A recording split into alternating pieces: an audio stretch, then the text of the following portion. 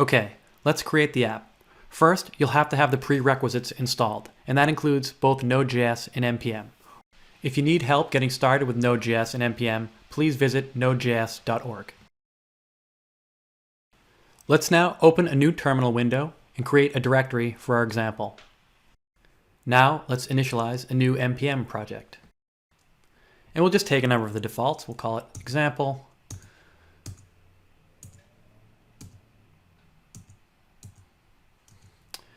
Okay, took all the defaults.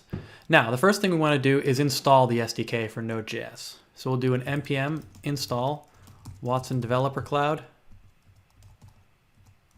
and we'll save it. And that's going to save it to our package.json. Just a moment while it installs.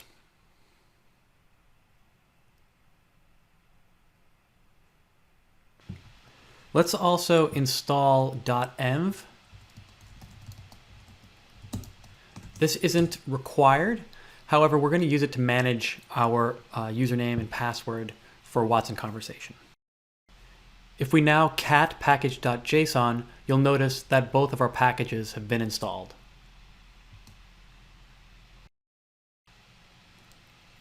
Okay, let's now open our project in an editor.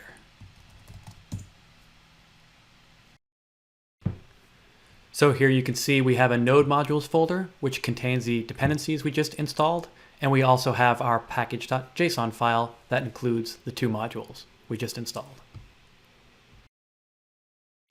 Okay, since we're using .env, let's create a .env file to hold our conversation username, password, and workspace ID. So we'll add a new file. We'll call it .env, and we'll add those environment variables. So we want to have a conversation. Let's just call it username, password, workspace ID. And you're going to want to set these values to the values that are present in the Bluemix service metadata. Okay, I've updated the .env file with values from my service metadata. So I have username, password, and workspace ID all properly set. So let's start coding. I'm going to close the output window here to give us more real estate, and I'm going to create a new file, and I'll name it index.js. And the first thing I'm going to do is initialize .env so that it can read the environment variables that we just created. So let's do that. Okay, so we require in that module, and then we will just configure it. We can do that with a config method. And the next thing we want to do is require in Watson Conversation version 1. Let's add some semicolons here. Let's now create a new instance of the conversation service, and we'll configure it. So here we'll add our username, and we can get this through the environment. Remember, we set this in our .env file, and this will be loaded into the environment by .env. We'll set our password. Again, we'll pull this from the environment. And finally, we'll add the version date. And we can get this from the Conversation v1 module itself. We'll use version date 2016-09-20. Okay, and now that we've initialized our service and configured it, we can go and make a request. And you do that through the message API. So we'll call message, and we'll provide it our input. In this case, the input text will keep empty. And this essentially just initializes the conversation. We also provide our workspace ID, and we can get this out of the environment as well. Message takes a callback function using the Node.js error first form. And this is where we can handle the response from Watson. So in the case of an error, we will simply log it to standard error. For the success case, we will log it to standard out, and we will also stringify the response JSON and pretty print it. So that's it. Let's give it a try. Let's go back to the terminal.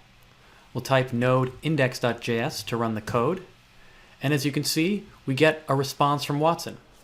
If we inspect the response, you'll notice it provides the input we sent, which was empty text. Providing empty text is a way to initiate a new conversation, and each new conversation gets a new conversation ID. Because we're initiating a brand new conversation, Watson responds with our conversation start text. We also see that Watson identified an empty list of intents and an empty list of entities, and this is as expected since our input text was an empty string. The Watson response also provides back the context information. This includes the conversation ID as well as system information, including the dialog stack, the dialog turn counter, and the request counter. And we also see our context variables. If you remember back, we had added the parks context variable. In an earlier section, we had noted that the Watson Conversation API is stateless. Because the API is stateless, each context object that is returned in a Watson response should be passed as input to the next Watson request. This ensures that the Watson Conversation service knows where the user is in the dialog stack, and thus can resume the conversation from where it left off. In this lesson, we learned about the Watson Developer Cloud SDK, specifically the NodeJS SDK, and we used it to interact programmatically with Watson Conversation.